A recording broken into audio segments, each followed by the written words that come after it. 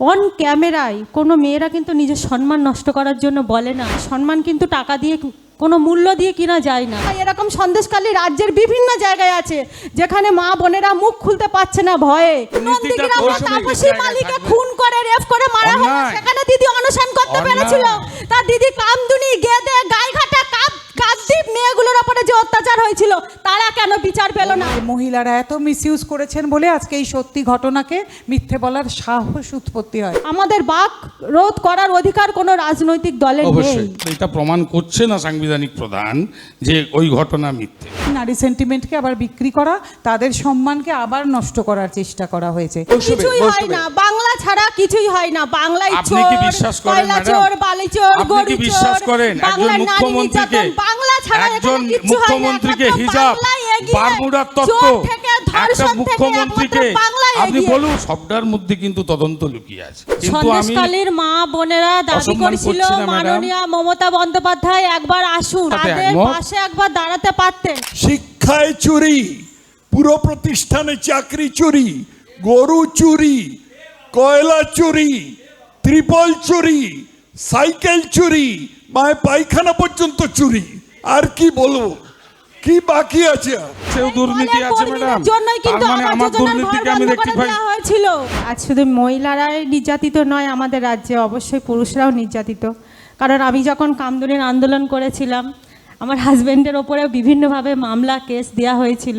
সেখানে শুধু নারীদেরকে যে মামলায় জড়ানো হয়েছিল তা নয়, এটা স্বীকার করি। এবং সন্দেশখালী বিষয় নিয়ে যে কথাগুলো উঠলো, যে কতটা সত্য কতটা মিথ্যা, কিন্তু কোনো মেয়েরা একটা কথা মনে রাখতে হবে, অন ক্যামেরায় কোনো মেয়েরা কিন্তু নিজের সম্মান নষ্ট করার জন্য বলে না যে আমাদেরকে রাতে পিঠে বানাতে ডাকা হয়, বা আমার উপরে নির্যাতন করা হয়েছিল, বা আমি রেপড হয়েছিলাম। কারণ মেয়েদের সম্মান কিন্তু টাকা দিয়ে কোনো মূল্য দিয়ে কিনা যায় না। আর কোনো মেয়েরা অন ক্যামেরায় বলবে না যে আমি নির্যাতিতা বা আমার উপরে এরকম অত্যাচার করা হয়েছে। সন্দেশখালী যখন ফার্স্ট ওই ঘটনা ঘটে, সন্দেশখালীর মা বোনেরা বেরিয়ে এসেছিলেন, আন্দোলন শুরু করেছিলেন। ফার্স্ট দিন কিন্তু আমিই যাই ওখানে, কোনো দল যায়নি, কোনো নেতা যায়নি, কোনো মন্ত্রী যায়নি। ফার্স্ট দিন আমি সেখানে পৌঁছেছিলাম। কিন্তু আমরা সেখানে যেহেতু 144 ধারা করা ছিল বলে তার জন্য মাত্র দুজন, আমি আর টুম্পা গেছিলাম। তো আমাদেরকে আটকে দেওয়া হয়েছিল একমাত্র সন্দেশখালীর মা বোনদের সাথে কথা বলার জন্য। তারপরেও আমরা বিভিন্নভাবে বাধাপ্রাপ্ত হয়েও দ্বিতীয় দিন আমরা সেই সন্দেশখালীর মা বোনেদের কাছে পৌঁছাই। তারা বিভিন্নভাবে আমাদেরকে এমন এমন কথা বলেছে যেটা ক্যামেরার সামনে সত্যিই তারা বলতে পারবে না। কারণ তাদের ঘরে যে মা একজন সন্তানকে জন্ম দিয়েছে, সেই সন্তান সুন্দরী, তাকেও বিভিন্নভাবে হেনস্থা, বিভিন্নভাবে নির্যাতন করা হয়েছে। সেই মেয়ের সম্মানের রক্ষার জন্য তারা ক্যামেরার সামনে আসতে পারেনি।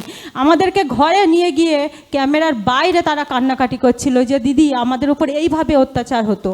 এবং কয়েকজন মহিলা আমাদেরকে ডেকে বলেছিল যে শাহজাহান নামে যে মার্কেটটা ছিল, সেই মার্কেটে কিছু কিছু লোক যারা গরিব মানুষ আমরা আছি, যে কেউ চপ বিক্রি করে বা কেউ ওই ফুচকা বিক্রি করে, ছোট ছোট দোকান আছে। তো সেখানে তারা সন্ধেবেলা যদি 400 টাকা ইনকাম করতো, তো 500 টাকা সন্ধেবেলা গিয়ে শাহজাহানের বাহিনীরা গিয়ে তাকে দিতে হতো তাদেরকে। তাদের কত টাকা ইনকাম হচ্ছে সেটা দেখার কোনো তাদের কাছে কোনো ব্যাপার ছিল না। তাদের আগে তোলা তুলতে হবে যে এইভাবে শাহজাহান সেখানে অত্যাচার করত। সেটা ওখানে সম্পূর্ণ যারা আন্দোলন করেছে, দেখুন রেখা পাত্র একটা রাজনীতি দলে গেছে, সেটা তার ব্যক্তিগত ব্যাপার, কারণ রাজনীতি করবে এটা তার গণতান্ত্রিক অধিকার, সে যেতেই পারে রাজনীতিতে। কিন্তু এখনও যারা রাজনীতি না করে, যে মা বোনেরা এখনও ঝাঁটালাটি নিয়ে রাস্তায় দাঁড়িয়ে আছে, তারা এখনও পর্যন্ত তাদের জমি ফেরত পাওয়ার, তাদের সম্মান ফেরত পাওয়ার সব কিছু নিয়ে লড়াই করছে, সেগুলো কিন্তু মিথ্যে নয়, সাজানো নয়। আর যারা অন ক্যামেরায় বলছে যে না টাকা দিয়ে সাজিয়ে এদেরকে পার্টি কিনে নিয়েছে, বিভিন্নভাবে রং দেখানো হচ্ছে, কিন্তু আমি বলবো যে ওখানে যা ঘটেছে সম্পূর্ণ 100% সত্যি কথা বলছে ওখানকারের মা বোনেরা। শুধু সন্দেশখালী নয়, এরকম সন্দেশখালী রাজ্যের বিভিন্ন জায়গায় আছে যেখানে মা বোনেরা মুখ খুলতে পারছে না ভয়ে, কারণ তাদের সন্তানরা স্কুলে যাবে, তাদের সন্তানরা কলেজে যাবে, এগুলো ভাবতে হবে। তাই রাজ্যের বুকে যারা এই ধরনের ঘটনা ঘটনা ঘটাচ্ছে, তাদেরকে তো আমাদের যে কোনো মানুষ যে কোনো পরিস্থিতিতে দাঁড়িয়ে সেই মানুষগুলোর পাশে দাঁড়িয়ে কিন্তু অন্যায়ের প্রতিবাদ করা উচিত। কারণ আমরা গণতান্ত্রিক দেশে বাস করছি, অন্যায়ের প্রতিবাদ করা আমাদেরও গণতান্ত্রিক অধিকার।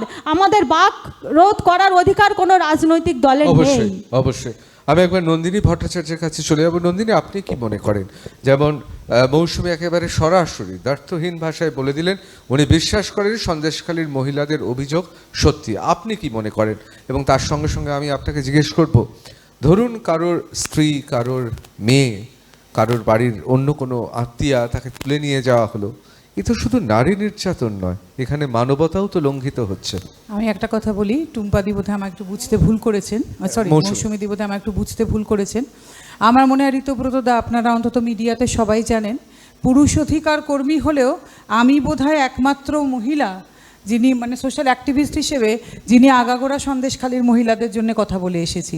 কারণ আমি মনে করেছি বারে বারেই এখানে মানবাধিকার লঙ্ঘিত হয়েছে, সঙ্গে মনে করিয়ে দিতে চেয়েছি এখানে পুরুষের অধিকারও লঙ্ঘিত হয়েছে, শুধু নারীদের অধিকার নয়। তথাগত স্যার যেটা বললেন, যে বলতে চেয়েছি যেটা কিন্তু ন্যাশনাল মানে হিউম্যান রাইটস কমিশনও বলেছেন, মানবাধিকার এবং লঙ্ঘিত শুধু হয়েছে। তাই নয়, আপনি নারীবাদীরা কেন এই প্রসঙ্গে মুখ বারে বারে বলতে চেয়েছি এখানে নারীবাদীরা কোথায়, কেন তারা এখানে কেউ নেই।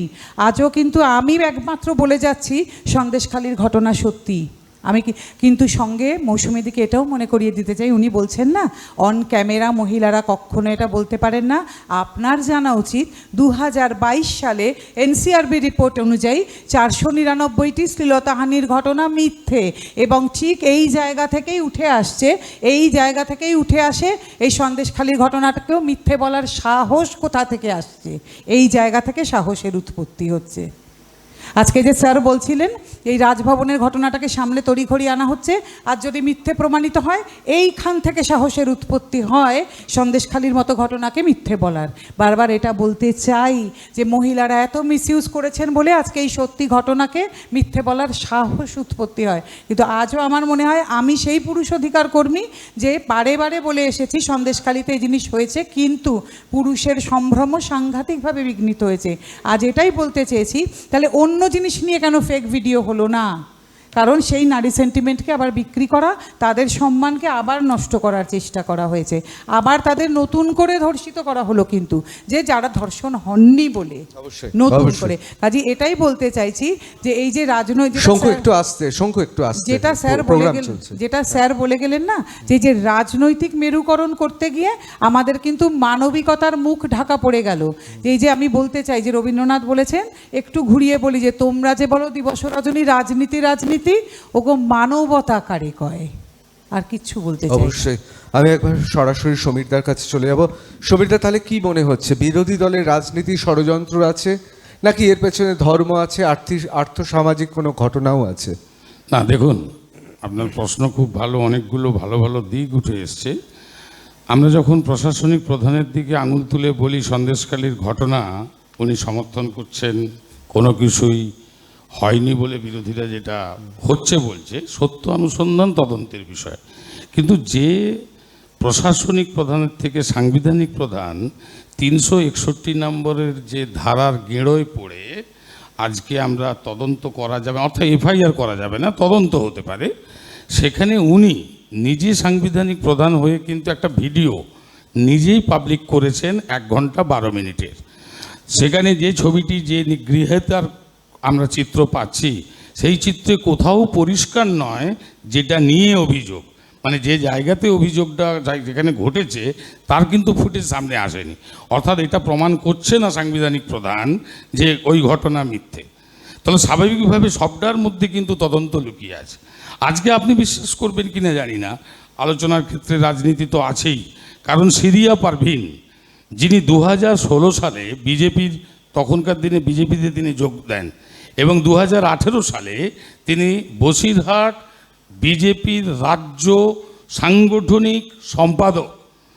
তিনি এতদিন কিন্তু বিজেপিরই মানুষ, এটা অস্বীকার করে লাভ নেই। তাহলে এতদিনের ঘটনার পরিপ্রেক্ষিতে তাকে কোথাও আলোড়িত করেছে যে ঘটনা নিয়ে আজকে বিজেপি রাজনীতি করছে। বিজেপি আর তৃণমূলের মধ্যে তো অনায়াস আসা যাওয়া আছে, তার কারণ দুটো ফুলের তো একটা সম্পর্ক আছে না, বলছি ফুলে ফুলে দলে দলে তো দুটো দলই দোলে না। আপনি দেখুন যে সন্দেশখালীকে নন্দীগ্রাম করার একটা ভাবনা কিন্তু গোপনে ছিল, যে নন্দীগ্রাম যেমন 2011 পরিবর্তনের একটা বড় আঙ্গিক, সেরকম এই মুহূর্তে বিজেপির কাছে কোনো ইস্যু নেই বসিরহাট অর্থাৎ সন্দেশখালী ছাড়া। স্বাভাবিকভাবে মানুষ কিন্তু লক্ষ্যের থেকে উপলক্ষ্যটাকে ভালো বোঝে। স্বাভাবিকভাবে যেহেতু কোনো কারণ 100 দিনের কাজে টাকা দেয়নি কেন্দ্র, 1,64,000 কোটি টাকা পাওনার টাকা হকের টাকা পায়নি, আবাস যোজনা বন্ধ, বাংলায় ভোটের প্রচার আমরা কী নিয়ে যাব? ধর্ম, রাম মন্দির হয়ে গেছে অযোধ্যা, খাচ্ছে না বাংলার মানুষ, এইদিকে বিদ্বেষ ছড়াচ্ছে। 21শে এপ্রিল রবিবার ছিল, প্রধানমন্ত্রী রাজস্থানে বলছে বিশেষ একটি বিরোধী দল, তারা যদি ক্ষমতায় আসে তাদের সম্পদ তাদেরকে দেওয়া হবে যাদের নাকি অধিক সন্তান হয়, মঙ্গলসূত্র কেড়ে নেওয়া হবে।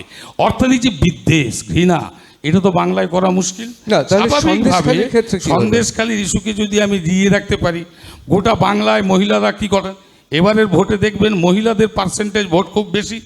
দেখে নিয়েছে যে লক্ষ্মীর ভাণ্ডার 500 টাকা থেকে 21 সালের ভোটে কিভাবে প্রভাব পড়েছিল।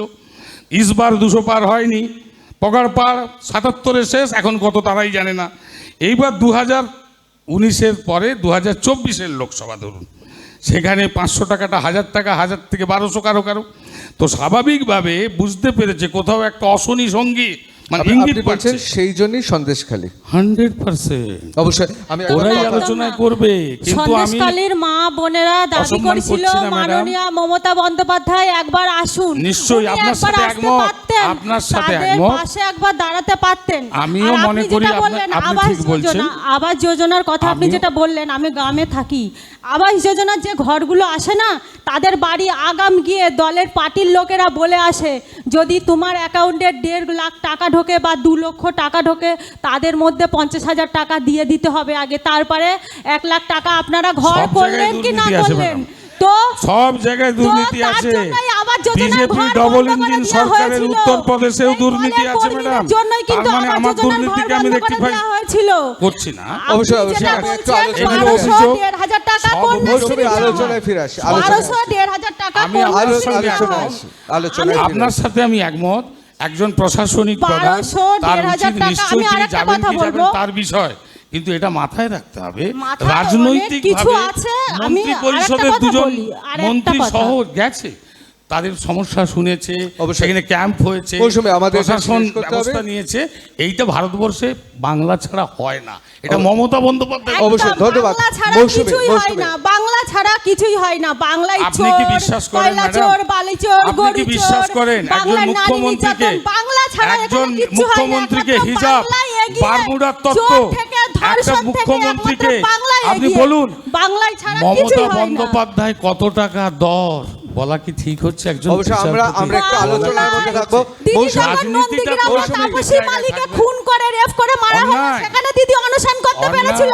তার দিদি কামদুনি, গেদে, গাইঘাটা, কাকদ্বীপ মেয়েগুলোর উপরে যে অত্যাচার হয়েছিল, তারা কেন বিচার পেল না? কোনো দিদি তো অবশ্যই, একজন মানুষ, আমি একটু বিতর্কে ফিরে আসি। কোনো আমি একটু কেন বিতর্কে, না? একটু কোনো বিতর্কে, অত্যাচারের বিতর্কে। আমরা সমিতা, সমর্থন একটু করছি একটু না। একটু আমরা চলে আসি আবার বিতর্কের বিষয়। আমি এবার তথাগত বাবুর কাছে যাব। তথাগত বাবু, আমাদের একটা আমরা বিভিন্ন জায়গায় বিভিন্ন ঘটনা, বিভিন্ন যে আন্দোলন হয় তার পেছনে আমরা 4টে কারণ দেখি গোটা পৃথিবী জুড়েই। একটা হতে পারে রাজনৈতিক কারণ, একটা হতে পারে ব্যবসায়িক কারণ, একটা হতে পারে ধর্মের জন্য বা আদর্শের জন্য একটা কারণ, আরেকটা কারণ হতে পারে যে নিছকই দুর্ঘটনাবশত। সন্দেশখালীকে আপনি কি মনে করেন? ধর্ম, রাজনীতি, সামাজিক দুর্ঘটনার এক কি কারণ, নাকি গুজব? না, সন্দেশখালীর একটাই ব্যাপার হচ্ছে রাজনীতিক বলতে পারো, কারণ আমি আগেই বলেছি সেই সিপিএমের বাঁধা নিয়ম অনুসরণ করে আজকে সিপিএমের মেধাবী ছাত্রী মমতা বন্দ্যোপাধ্যায় কোনো জিনিসকে রাজনীতির বাইরে রাখেন না। এই বিষয়ে আলোকপাত করেছেন, যে এই বিষয়টা জোর করে বলেছেন নন্দিনীদি, সেই জন্য আমি ওর কাছে কৃতজ্ঞ। এই অতি রাজনীতিকরণ পশ্চিমবঙ্গের মানুষের সর্বনাশ করেছে এবং পশ্চিমবঙ্গের মানুষকে সারা ভারতের কাছে কাজে ফাঁকি দেওয়া রাজনীতিবাজ, মিছিলবাজ, খেঁকুরে একটা জাতে পরিণত করেছে। পশ্চিমবঙ্গের মানুষকে বাকি ভারত এইভাবে দেখে। বাঙালিরা কিন্তু যখন পশ্চিমবঙ্গের বাইরে যায় তখন তারা এরকম থাকে না, কিন্তু পশ্চিমবঙ্গের মধ্যে থেকে তারা রাজনীতির বাইরে আর কিছু ভাবতে পারে না। আরও দু একটা কথা আছে। একটা হলো যেটা সমীরবাবু বলছিলেন যেটা আমার শুনে একটুখানি হাসি পেল, সেটা হচ্ছে যে বিজেপির সামনে আর কোনো ইস্যু নেই আজকে, সেই জন্য তারা সন্দেশখালি নিয়েছে।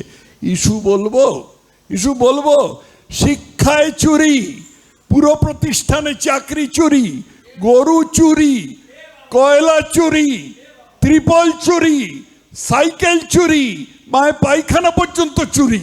আর কি বলবো, কি বাকি আছে? আরো বাকি, আর কি বাকি আছে আমি জানি না। এটা এই যথেষ্ট আমার মনে হয়। আজকে পশ্চিমবঙ্গে কি পায়খানা চুরিটা করেছেন কি করেননি আপনাদের দল? বিশ্বকুণ্ডু টেটকুণ্ডু সব বুঝলাম, পায়খানা চুরি করেছেন কি করেননি?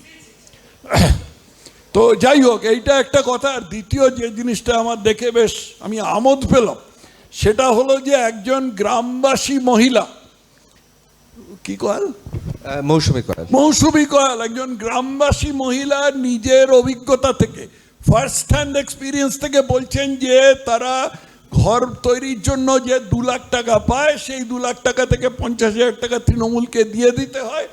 এর মুখোমুখি সমীরবাবু কিছু বলতে পারলেন না, সুকৌশলে ব্যাপারটা অন্যদিকে ঘুরিয়ে দিলেন। এটুকুই বলার ছিল, এখানেই শেষ করছি। অবশ্যই আমরা আমাদের এই অনুষ্ঠান শেষ করব। সন্দেশখালীতে কি ঘটনা ঘটেছে, সত্যি কি এর পেছনে রাজনৈতিক ষড়যন্ত্র আছে, নাকি সন্দেশখালী ইতিহাসে, বাংলার কলঙ্কের ইতিহাসে অন্যতম অনুচ্ছেদ হয়ে থাকবে, তা ভবিষ্যতেই বলবে। কিন্তু এটা ঠিক কথা, যদি মহিলা তো ছেড়েই দিলাম, কোনো পুরুষকেও রাত্রেবেলায় পিঠে তৈরি করার জন্য ডাকা হয়, যদি তিনি না রাঁধুনি হন বা সেই কাজ করেন, সেটা কোন দেশের নিয়ম? অবশ্যই সেটা বিচার করবে মানুষ।